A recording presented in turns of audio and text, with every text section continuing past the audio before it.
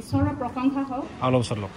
সৃষ্টিকৰ্তা ঈশ্বৰক মোৰ কোটি কোটি বাৰ ধন্যবাদ আৰু পিতাই আৰু গৰু মাকো মোৰ কোটি কোটি বাৰ ধন্যবাদ জনাইছোঁ মই 2023 চনৰ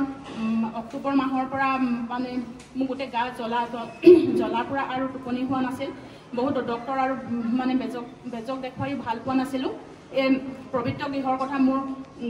গাঁৱৰ দাদা এজনে মোক ক'লে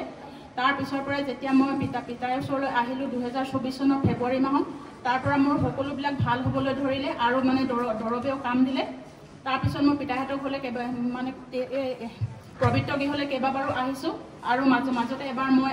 এটা সোণৰ আঙুঠি হেৰাই পাইছিলোঁ তেতিয়া মই এই গৃহত দিম বুলি ভাবোঁতে মানে অলপ দিন হোৱাৰ পাছত যেতিয়া মই দিয়া